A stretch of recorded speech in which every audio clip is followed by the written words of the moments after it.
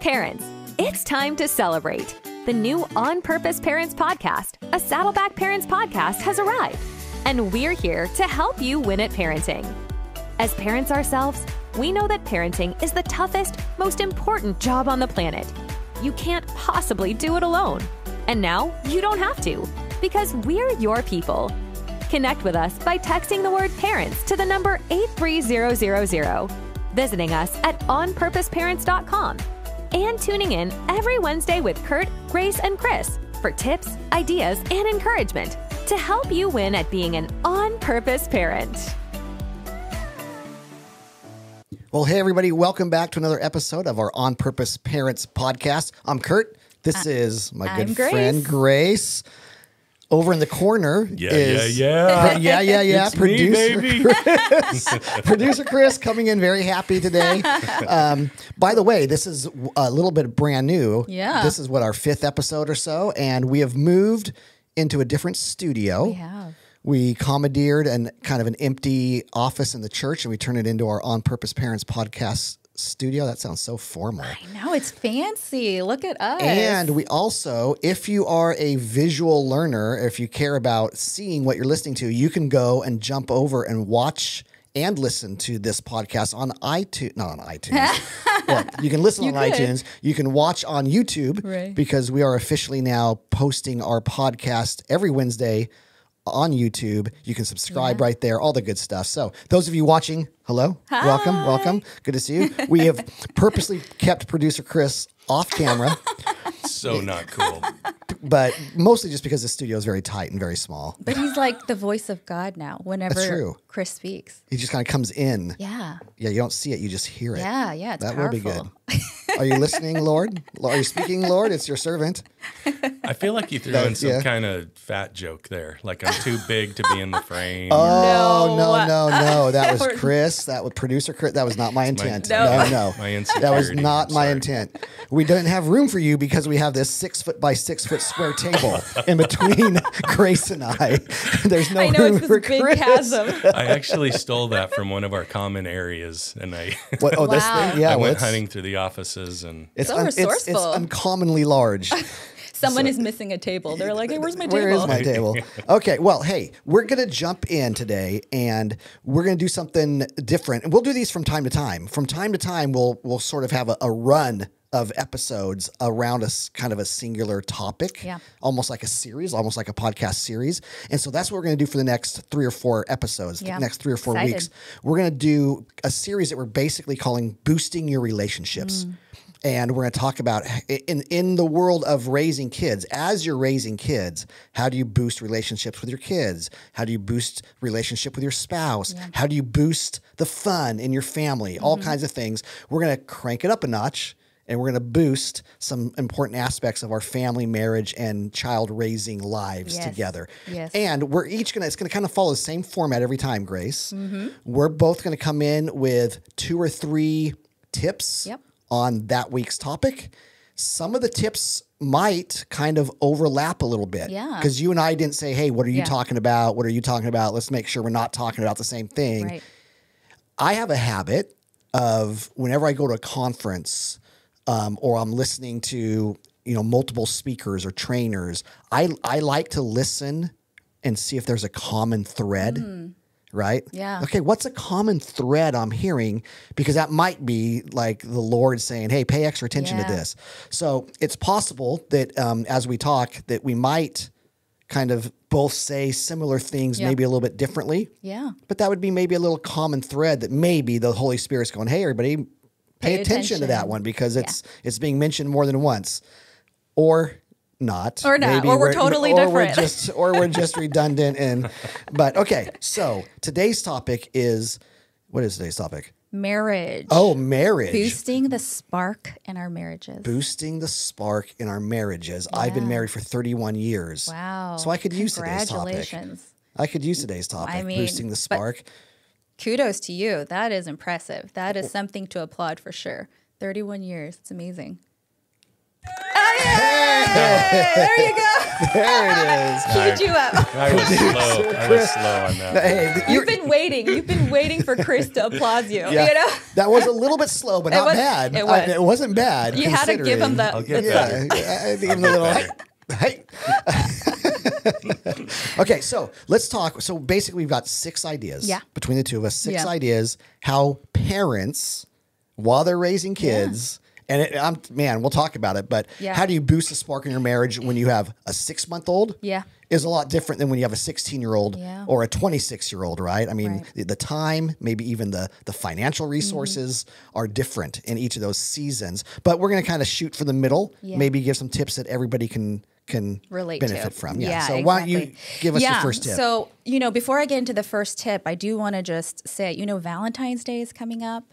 And I think, Valentine's is one of those holidays that when you were maybe younger in your relationship or dating or still flirting pretty hard, it was a really exciting holiday. You're like, what's going to happen? But once you get married and you have kids, it's one of those holidays that you feel really disconnected from. And I think the reality is that marriage with kids is hard.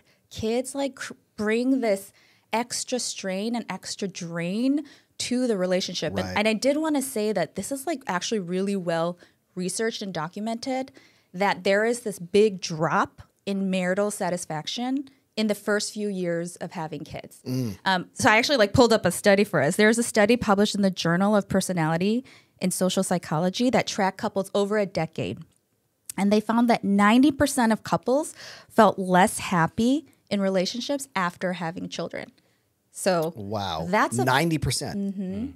That's a bummer of a stat. So I don't mean to start this whole off like Debbie Downer, but my point is, if you're a parent listening out there and you just feel like my marriage is just not, it's just not the way it was. It's just not how it used to be. You're not alone. It's not just you. You're in really good company with the many of us. And so that's why we're excited to talk about this and how it could give a little boost. Out of curiosity, heading into Valentine's Day, Yeah. Grace, are you you hope Sam gives you Valentine's gift, you exchange Valentine's gifts, it's a thing for you guys, or not so much? We used to. We totally used to be so creative and come up with actually think ahead of times. But then truly after having kids, it was nothing. Yeah. It was like we're just if we can get the kids to go to bed and we're in one piece and we could actually eat dinner. Right. That was good. That was success. That was all we did. Rachel and I have never been big Valentine's people. It's never been a thing. How about you, producer Chris? You and Tina? Yeah, for us, it's always kind of around the holiday instead of right on it. Yep. Sometimes it is, but it just flexes all the time. But we do make sure we celebrate our love. Yeah. But I also appreciate, Grace, that you actually sourced that statistic, because I never do. Yeah. I throw stats out all the time. I've got a group of friends I surf with every Monday and Friday morning early. And afterwards we go out for coffee every single time. And we start talking about stuff. And I'm always saying, well, they say. And one of my buddies always says, well, really? Well, how do you know? Oh my God. Who is they? And every time I'm like, I don't know. Somebody said was that. it myself? Did I say that? Am I quoting what's myself? great, I mean, because 90% of couples that report there's dissatisfaction in their marriage after they have kids. Their happiness goes down. Their happiness goes down. And if you couldn't source that, I would say that can't be true. It can't be 90%.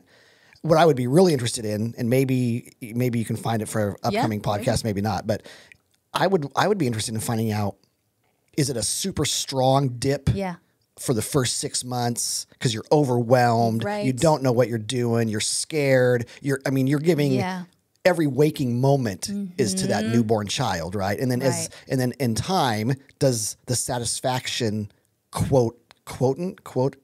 The satisfaction quotient, does it start to go back up? Yeah. It'd be interesting to see. Yeah. Because certainly not 90% of married couples are, and it doesn't say how much the dip is. Yes. Right. They're just less satisfied than they were before. Right. It doesn't say they went from A to an F. Yeah. They might have gone from an A to a B+. Right. Well, maybe we have some of our listeners who are psychologists or researchers that might know that. Give us a little bit more insight. Give us some more information. Email us, drop a comment, let us know, and give us some source behind our research, what's going on. Okay, tip number one, how to boost your spark in our marriage. Boosting the spark in our marriage. All right, okay, here we go. Tip number one that I have is to do small things often over grand gestures. So I think a lot of times when it comes to igniting the spark in our marriage, we often quit before we even start.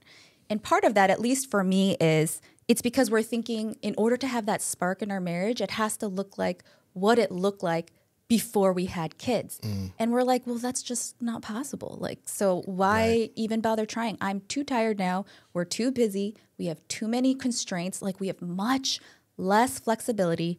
So why even try to achieve an unattainable goal? Yeah. But one suggestion I'd like to give is to really rethink what a good connection looks like. And it doesn't have to be these grand gestures, romantic grand gestures, but rather little things done consistently. So there's some research, bringing up research again, done by Dr. John Gottman that shows that small actions practiced daily is actually the biggest predictor of keeping romance, intimacy, connection alive during this transition to parenthood. And I really like one of his quotes. He says, "Successful long-term relationships are created through small words, small gestures, and small acts." So they call this the golden rule of relationships, which is small things often. Okay. And it argues that it's really the small adjustments that you make in your relationships that have the greatest and biggest long-term impact over time. So practically speaking, one thing you could do with your spouse to ignite that spark is to make small emotional deposits every day. So I want to encourage our listeners, just imagine your spouse as a big, cute, round piggy bank. And every day you're just dropping in a penny. Sorry, Rachel. Big, cute, but round piggy bank. Adorable. Okay. Studly, whatever. Piggy bank. And you're just dropping in that penny. And it could be like a random text in the middle of the day, or maybe a little back rub while you walk by, or maybe a Post-it note on the bathroom mirror that says, like, "You're a hottie," or maybe it's giving a compliment. I mean, sometimes I have to think, like, when was the last time I actually gave a compliment to Sam? Like, we may not do that. But the point is, you can be creative. It doesn't have to be big. Just start small. And I hope that those small things over time, you'll find has made a really big difference. Well, small things over time, my mind goes to the idea of like compound interest financially, right? And the idea of compound interest is little investments over time, and pretty soon it's almost like this snowball where the compounding interest, boom, boom, boom, boom. Whereas if you wait until you're later on in life, you might put a bigger chunk of money in, but you don't get the same payoff as you would have. And I think maybe relationally it's the same thing, right? It's you get the snowball and the compound effect of little things consistently. And most people, even I think people who in their love language, maybe their love language is gifts. I think most people who have the love language of gifts would probably rather be given little gifts consistently instead of, hey, once every 3 years, I get you a really cool gift. Grand, expensive gift. Yep. Right. And as parents, we've all heard the horror stories of adult children saying, I never heard my parents say, I love you. And the parents saying, well, of course, I love you. I bought you a car when you were 16. I paid for you to go to college, right? Well, those are the big boulders. And most human beings would rather have consistent little pebbles of affection. So Grace's first tip is do small things often instead of grand gestures. Okay. Well, my first tip would be simply this: is adjust the bar.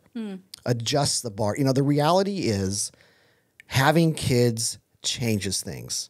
And that first statistic is evidence of that. For 90% of the couples. And by the way, even the couples who said our marriage is awesome still, they would also say, although a lot of stuff has changed. Yes. The only reason that the 10% are probably still super satisfied in their marriage, my hunch would be they're working really, really extra hard to keep that happiness factor, that contentment factor in their marriage high because there's been so many changes, right? So what I mean by adjust the bar is I was going to say lower the bar, but I don't think you're lowering the bar of your relationship, but you are sort of adjusting what the bar is. And it might be even like, okay, we're going to set different bars, right? The bar of what I expect date night to be used to be this. I'm going to adjust the bar so that date night looks different. Or the bar of how often we just had time alone for quality conversations. The bar used to be really high. I need to adjust the bar. So adjusting the bar is a different way of saying, like, manage your expectations of what your relationship looks like when you have kids, because having kids radically changes what your relationship looks like. I have a few close friends who are my age in their 50s who chose not to have children. They chose not to have children. And they would say the reason, or one of the main reasons we chose not to have kids, was we sort of looked at our life and the freedom we had and our relationship and our finance. And we just decided we didn't want life to change the way it would change if we had kids. Wow. So they, in their case, they and this isn't wrong, right? Different values, but they decided we don't want to adjust the bar. Yeah, they were thoughtful about it. They actually thought about it. So my first tip would be adjust the bar of your various expectations in your relationship. I love that. I love that you pointed out that it's not lowering the bar, because that is the subconscious thought. It's like, okay, fine, I guess we'll settle. Right. We'll settle for something less than what it used to be. Right. And we'll just have to be happy with it. Well, different isn't always worse, right? Exactly. Different can oftentimes be better. Yeah. We just don't know because we've always done what we've always done. Yeah. And different can actually be really better, or if it may not be like quantifiably better, the reality is anytime we do something a little bit different than we have in the past, it's good for us. It keeps our flexibility muscles being exercised so we don't become too rigid in, well, this is how we always do date night. Yeah, exactly. This is how we always spend time together. This is how I always, this is what I always do. You know, before Rachel and I had kids, I can't remember, but it would have been really easy for me to say, I always go out to a movie with my friends on Monday night. Right. And Rachel would be, I love that because I get alone time. Yeah. But you have kids, all of a sudden your always has to shift. Yeah. Now I go see a movie when I can with my friends, but that's okay. It's not worse. It's just different. Yeah. And that's really encouraging, because I do think we are afraid of change. Yeah. Like, it's the unknown, and we're comfortable with how we are. And I don't know. I don't want things to change. It was good as it was. And maybe it could be better, but we're still scared of it, right? Because it's changed. So that's a really good point. Appreciate that. So small things over time instead of grand gestures, adjust the bar. All right. Should Number we move on 3. to next tip? So this is I try to be a what's the word? A little poetic here, but my tip here is repel resentment by gardening for gratitude. Okay. Wow. So that is poetic. I know. Repel resentment by gardening for gratitude. Okay. So let me try to explain what I mean. So I think one of the common traps that at least Sam and I have fallen into in marriage once you have kids is scorekeeping. It's like, who's doing more? Well, I did this. Well, what did you do? And I think this keeping a tally may come from, just being exhausted, but oftentimes it could come from feeling unappreciated, unsupported, sleep deprived. And all of that is so understandable. But what's so dangerous about scorekeeping is that it can so quickly lead to resentment and a much more critical vocabulary in your relationship. And just those things, resentment and criticisms are just so, it's just like poison ivy to a relationship. The more you touch it, the more it spreads, the more it gets inflamed, the more it gets irritated. And it just is just really toxic for the relationship. Sam and I have definitely fallen into this, maybe a little bit more me than Sam. I've literally said these words in fights in multiple different variations, like, well, Slano, you're not going to appreciate it. I think I'm just going to have to keep track of myself, since you're not seeing me, Sam, and since you're not appreciating everything that I bring, well, I just want you to know today I did this, this, and this, and this, and this, okay? So don't give me grief, It's like it can get really intense. And I think looking back on those arguments and those seasons, part of it is that Sam and I just bring different strengths and interests to the parenting, tag team. Sam is much more practical. He's methodical. He's consistent. He'll do the dishes consistently. He'll take out the trash. I really appreciate all this. And I'm a little more loosey-goosey. Right. But I'll be researching like activities my kids could do. I'll do night duty. I'll talk to them about their problems and how the school day went. And I think when we're both tired and we don't feel like the other side is appreciating what we bring to the table, which is different, and or we feel like the other side is not focusing on what we're focusing on right. and they should be, it can very quickly lead to like resentment and like bitterness. So I think one of the best things that have helped us in those situations is to garden for gratitude. And I say that phrase purposely because I really like that image of gardening, the work that goes into it, because I think for the longest time, I always felt like, being thankful for your spouse should just come naturally. Like if I don't feel thankful, well, it's because the person just didn't do anything right. to make me feel thankful about it. Right. It's just like, if I feel it, I feel it. If I don't, I don't. What's more to it than that?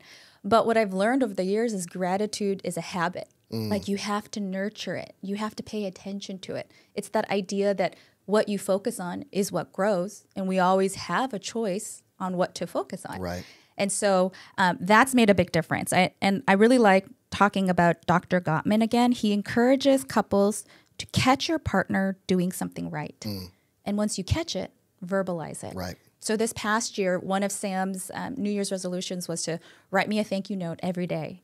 Sometimes he didn't. And I was like, hey, where's my thank you note? But most of the days he did. And they weren't these like grand long letters. They were literally just one line. Thanks for talking to Zoe today when she was upset. Or, wow, thanks for all the research on rugs you did on Amazon, which I did.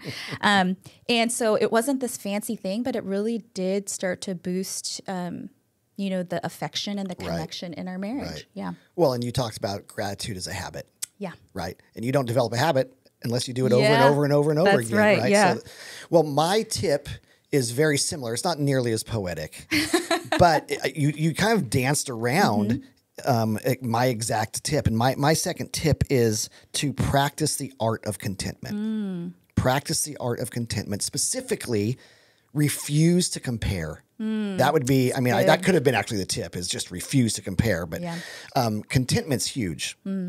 And lack of contentment is a relationship killer. It's a relationship killer.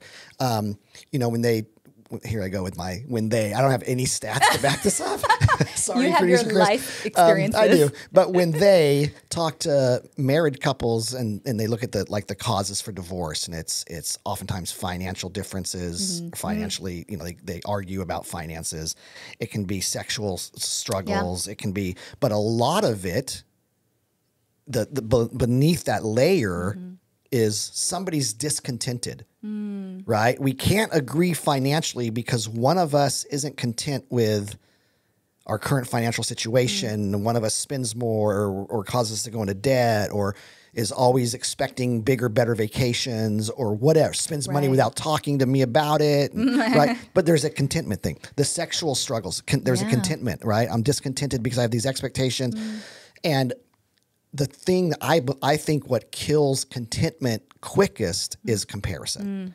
When you compare, wow, their marriage, they have kids, and it seems like they're still in the 10% of super happy couples, right? They have kids, and they figure out how to go on a date night twice a week.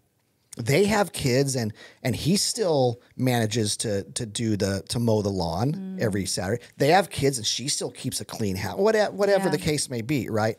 And the problem with comparing is you don't know the whole story. You know your whole story. Yeah. But you don't know their whole story. So you're comparing all the stuff that you know about yourself, much of it you're unhappy with or struggling with, and you compare it with the shiny, sparkly part of somebody else that you know. But you don't know where, just because they're not struggling to go on a date night doesn't mean they're not struggling in 8 other areas in their marriage, right? And so when we compare, we almost always lose, and that comparing chips away at our ability to be contentment. And don't compare like just the how are you navigating this new child? How are you navigating all the things? Like, man, I'm overwhelmed. Yeah. So now I'm talking more personally. The first don't compare your marriage stuff. Right. This goes into the personal thing. Why am I so overwhelmed as a mom? My friends don't seem overwhelmed. Yeah. I go on Instagram and everybody with new babies looks perfectly happy and content, right? And you're like, never cries. Don't go on Instagram. Or as a dad, why am I struggling to connect with my 7-year-old daughter? My buddy has an amazing relationship with his 7-year-old daughter, right? We can learn from each other. Right. If you're struggling to connect or you're overwhelmed, there's places to go for help and there's resources, and you don't want to stay in a state of overwhelmness. Yeah. You don't want to stay in a state of I'm disconnected from my 7-year-old daughter, but just don't compare. Yeah. Because when you compare, you become discontent. So that would be my second tip. So far, if you're keeping score at home, do small things instead of big gestures. Grand gestures. Adjust the bar. Repel resentment by being a gardener for gratitude. Nice. Thankfulness is a habit. Yeah. Thankfulness is a habit. Yeah. And practice the art of contentment. Nice. And by the way, contentment does not mean you don't aim to get better.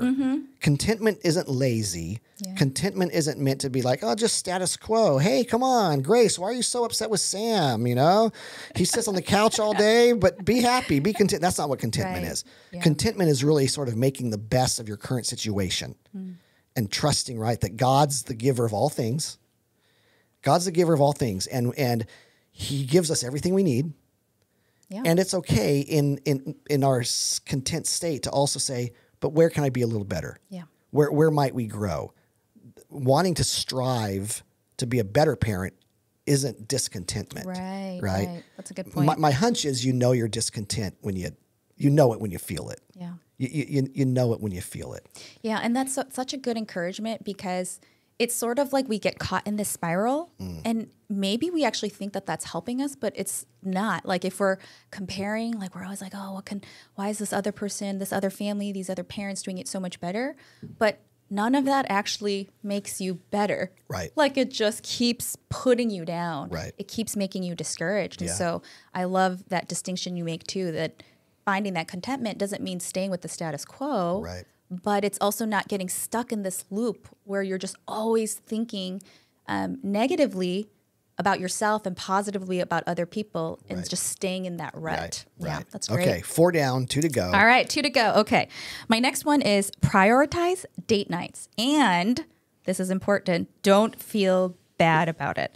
So I will say regular date nights, I think, can be a real boost to marriage. And I totally can hear what some maybe parents with young kids are saying. It's not possible. It's impossible. We can't do it. It's not possible. And I totally understand. But what I will say is try. Just try. Like you might be surprised how much you can pull off if you're actually trying versus just saying you can't do it from the get-go. So it's like whipping out the calendar, look out a month ahead and just pick like one day. Is there one day in the next 30 days that we can mark off and kind of distinguish as a date night? And of course, you can be pretty flexible and adapt to what season you're in. For a while, date nights with Sam and me were as soon as the kids went to bed, we'd watch the one show we had in common, which was Shark Tank for 30 minutes. Oh, I love Shark Tank. You do? So do I. I watch reruns. Oh, me too. Even though I know the outcome. Like I know he's going to get a deal with Mark Cuban, but I watch it anyway. It's so much fun. I'm like, oh my gosh, they didn't get them a deal. Anyway, that'll be the one show that we watch. And then, and that was it. And then as the kids got older, we were able to actually go out to a restaurant. That was a really big change for us, or a big deal. When our kids were in this extracurricular activity every Wednesday from like 6:30 to 8. So we were like, we're going to meet during that time. And after we drop them off and before we pick them up, we're going to find a restaurant and eat. And now we've been able to go on like away trips, like a couple days, maybe 2 days, 2 nights, or 2 days, 1 night, and leave the kids at home. But the main thing I want to say about this tip is that as you prioritize and as you have to make the effort and the work to prioritize date nights is don't feel bad about it.